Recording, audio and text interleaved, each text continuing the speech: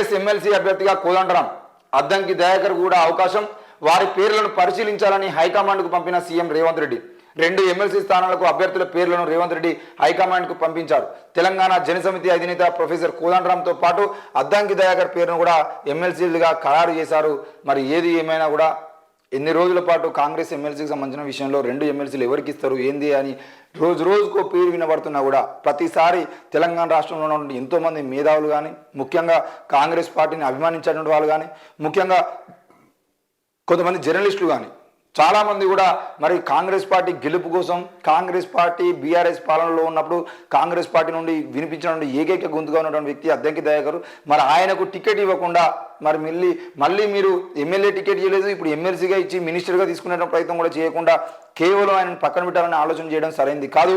రేపటి రోజున మీరు ఎంపీ టికెట్ కూడా ఇస్తారో ఇవ్వరో అనే నమ్మకం లేదు కాబట్టి తప్పకుండా ఆయనకు ఎమ్మెల్సీ ఇచ్చి మినిస్టర్ ఇవ్వాలని చెప్పేసి చాలామంది నుండి అంటే కాంగ్రెస్ పార్టీలో సంబంధించిన వ్యక్తులే కాకుండా బయట నుండి కూడా చాలామంది సోషల్ మీడియా వేదికగా స్పందిస్తుండడంతో మొత్తానికి అయితే అద్దంకి దయాకర్ పేరు కూడా చూడాలని చెప్పేసి అయితే రేవంత్ రెడ్డి పంపించడం జరిగింది. మరి అద్దంకి దయాకర్ గెలుపు కోసం, అద్దంకి దయాకర్ కోసం అంటే ఆయనను కావాలని వెనక్కి నెట్టడానికి ప్రయత్నం కొంతమంది చేస్తున్నప్పటికీ కాంగ్రెస్ పార్టీలో ఏది ఏమైనా ఆనాడు కాంగ్రెస్ పార్టీ సంబంధించిన విషయంలో బీఆర్ఎస్ పార్టీని విమర్శించే క్రమంలో కానీ, బీఆర్ఎస్ పార్టీ యొక్క లోపాలను బయటపెట్టడం క్రమంలో కానీ కేవలం బీఆర్ఎస్ పార్టీ సంబంధించిన విషయమే కాకుండా రాష్ట్రంలో జరుగుతున్నటువంటి ఎన్నో అన్యాయాల మీద, అక్రమాల మీద, ముఖ్యంగా దళితులకు సంబంధించిన విషయంలో, బీసీలకు సంబంధించిన విషయంలో జరుగుతున్న దాడులకు సంబంధించిన విషయంలో కులం పేరుతో, మతం పేరుతో బండి సంజయ్ లాంటి వాళ్ళు కానీ, బీజేపీ పార్టీ నేతలు కానీ చేస్తున్నటువంటి అరాచకాల మీద ఎప్పటికప్పుడు నోరూపినటువంటి వ్యక్తి అద్దంకి దయాకర్. మరి ఆయన కూడా టికెట్ ఇవ్వాల్సి ఉంటుంది అని చెప్పేసి అయితే కోదండరాం పేరును, అద్దంకి దయాకర్ పేరును అయితే ఇద్దరి పేర్లను హైకమాండ్కి పంపించినట్టు తెలుస్తుంది.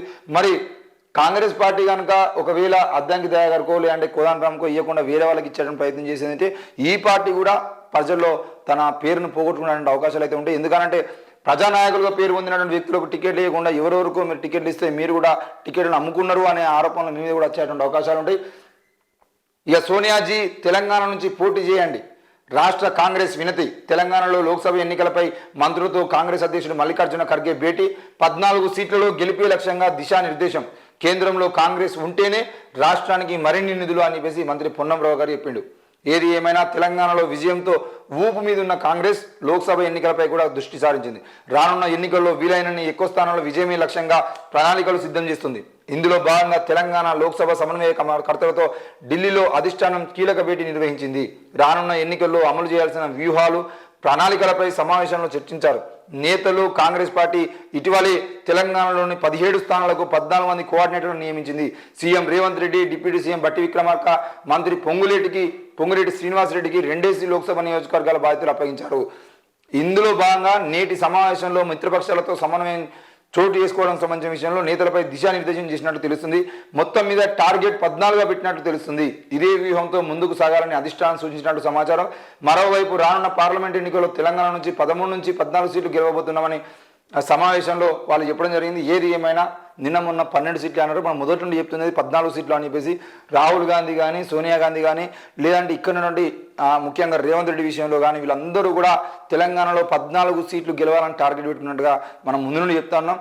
ఈరోజు మల్లికార్జున ఖర్గే అయినా లేదంటే మొత్తానికి అయితే ఎవరిని చూసుకున్నా కూడా తప్పకుండా వాళ్ళందరూ కూడా 14 సీట్లు గెలవాలి. రెండవది ఏంటి అంటే తెలంగాణ రాష్ట్రంలో కాంగ్రెస్ పార్టీ అధికారంలో ఉంది కాబట్టి కాంగ్రెస్ పార్టీకి తగిన నిధులు రావాలన్నా లేదంటే కాంగ్రెస్ పార్టీ అభివృద్ధికి, రాష్ట్రం అభివృద్ధి కోసం ఎంత ప్రయత్నం చేసినా అది కాదు కాబట్టి తప్పకుండా కాంగ్రెస్ పార్టీ కేంద్రంలో అధికారంలోకి వస్తే ఇక్కడ తెలంగాణ నుంచి ఎక్కువ శాతంలో ఎంపీ సీట్లను గెలుచుకోగలిగితే మనకు ఎక్కువ అవకాశాలు ఉంటాయని చెప్పేసి అయితే చెప్పడం జరుగుతుంది.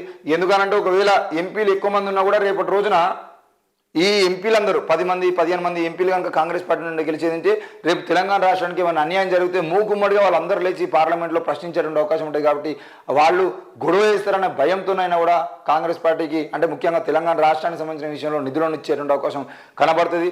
మరి ఈరోజు బీఆర్ఎస్ పార్టీ వాళ్ళైనా లేదంటే పక్కన ఉన్న ఏపీకి సంబంధించిన వైఎస్ఆర్సీపీ వాళ్ళైనా ఎవరైనా కూడా పార్లమెంటు పోయేసరికి పార్లమెంట్లో నిధుల కోసం వాళ్ళని ప్రశ్నించకుండా కేవలం వాళ్ళతో కుమ్మక్కైపోయే పరిస్థితులు కనబడతా ఉన్నాయి.